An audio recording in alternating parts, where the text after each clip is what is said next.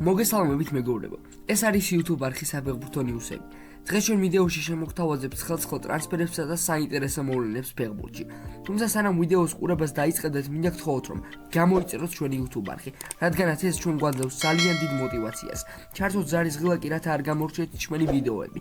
მოიწონოთ ვიდეო და აუცილებლად გაგვიზიარეთ თქვენი აზრი მომხდარ მოვლენებთან დაკავშირებით კომენტარებში. ახლა კი დავიწყოთ.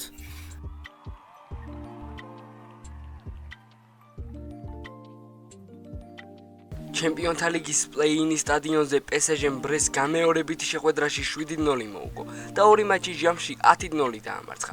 ამ ყველაფერში თავისი სოლიდური წვლილი ხვიჩა კვარაცხელიამ შეიტანა. ხვიჩამ გოლს პლუს საგოლე გადაცემა ჩაიწერა და მოედანზე ერთ-ერთი საუკეთესო გახლდათ. გარდა ამისა, კიდევ რამდენიმე ლამაზი მომენტიც შემოგთავაზა და თავის ჩემპიონთა ლიგურ კარიერაში ეს ცალსახად ერთ-ერთი საუკეთესო შეხვედრა იყო. კვარა დამოუკიდებელი ქართული ფეხბურთის ისტორიაში პირველი ქართველი ფეხბურთელი გახდა, რომელმაც ჩემპიონთა ლიგის პლეი-ოფის სტადიაზე გოლის გატანა შეძლო. ტურნირის ამ მომენტისთვის მის ანგარიშზე უკვე 3 გოლია. SofaScore-ის ვერსიით კვარაცხელიამ 9.3 შეფასება მიიღო და მატჩის საუკეთესო მოთამაშე გახდა. ლუის ენრიკემ კვარაცხელია მოედანზე 90 წუთი დატოვა. მატჩამდე ფრანგული პრესა ვარაუდობდა, რომ კვლავ თადარიჯი დარჩებოდა, თუმცა ამჯერად შეცდნენ. შეხვედრის შემდეგ პარი სენ-ჟერმენის მთავარმა მწვრთნელმა ლუის ენრიკემ გუნდზე ისაუბრა და ხვიჩას თამაშსაც გაუსვა ხაზი.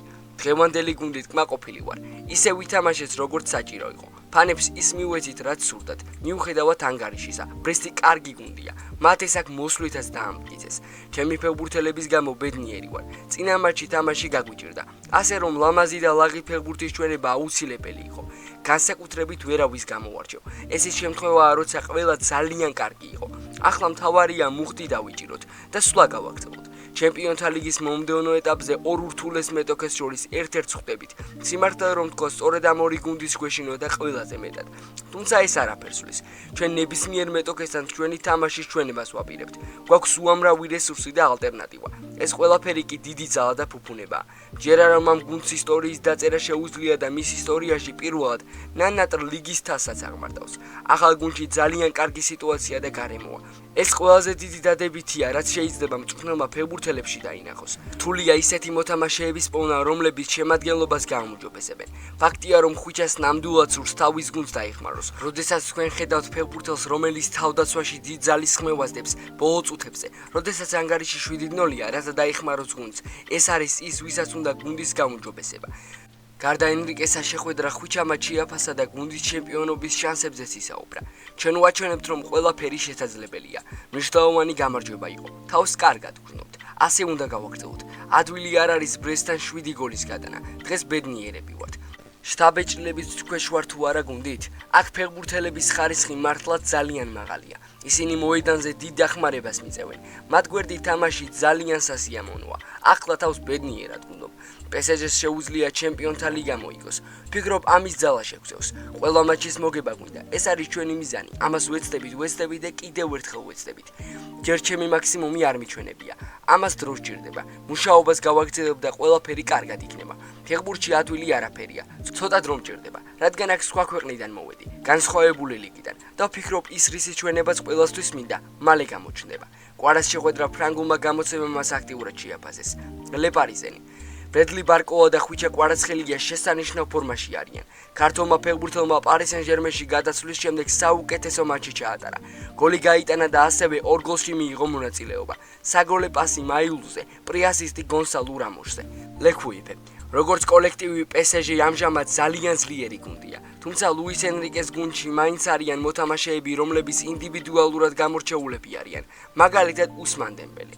რაც შეეხება ხვიჩა კვარაცხელიას, მისგან ველით, რომ დიდ მატჩებში გუნდს გაუძღვება და გოლებსაც გაიტანს. მან მოედანზე განსხვავება უნდა შექმნას. ეს ნამდვილად შეუძლია.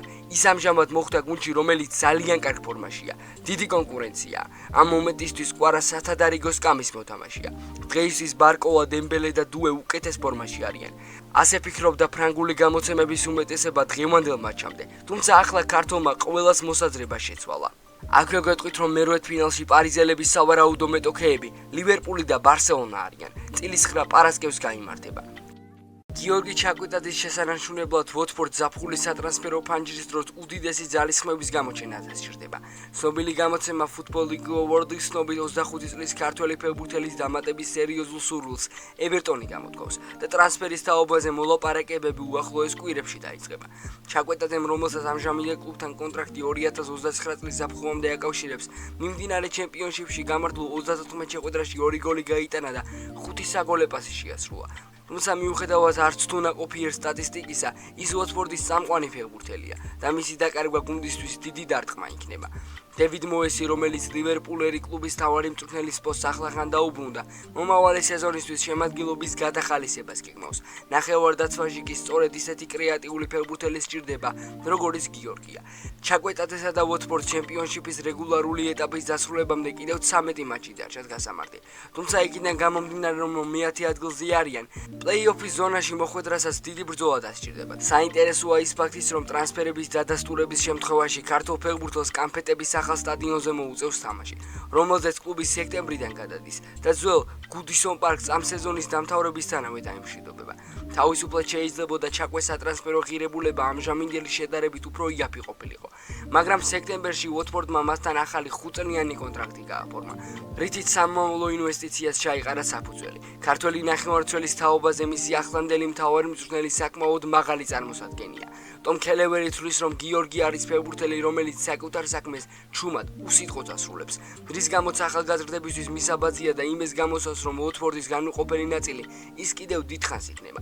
ცნობისთვის ინგლისური გამოცემის ცნობით ევერტონის წარმომადგენლები კვირას ვოტფორდი ლუთონის მატჩზე აპირებენ დასწრებას, რომლის დასრულების შემდეგაც ჩაკვეტაძის ტრანსფერის თაობაზე მოლაპარაკებების პირველ ეტაპს გამართავენ. იტალიური მედიის ინფორმაციით ნაპოლის პრეზიდენტ საურიო დე ლაურენტის ფინანსურ მახინაციებში ედება ბრალი. ცნობილი იტალიური სააგენტო ანსას ინფორმაციით დე ლაურენტის საქმე უკვე სასამართლოს გადაიგზავნა.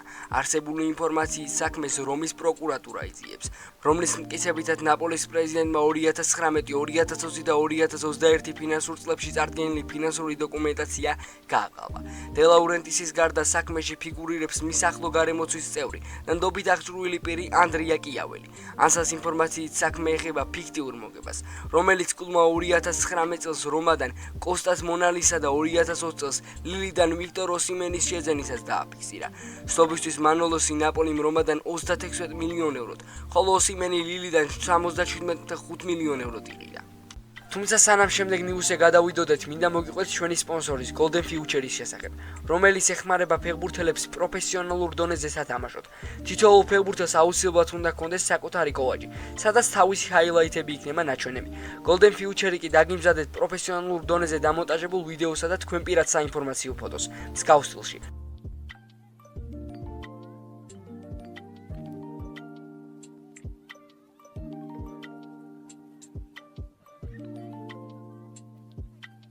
ყველაზე მთავარი კი ის არის, რომ თუ თქვენ გამოიყენებთ ჩვენი არხის პრომოკოდს საფეხბურთო ნიუს 128, კომპანიისგან მიიღებთ 25%-იან ფასდაკლებას. Golden Future-ის TikTok და Instagram გვერდების ლინკი იხილეთ აღწერაში. მეგობრებო, დღეისათვის სულაც იყო. თუ მოგეწონათ ვიდეო, აუცილებლად გამოიწერეთ ჩვენი არხი და ლაიქეთ ვიდეო. ასევე არ დაგავიწყეთ გამოიჭროთ ჩვენი Instagram და TikTok გვერდები. ჩვენ კი შევხვდებით შემდეგ ვიდეოში.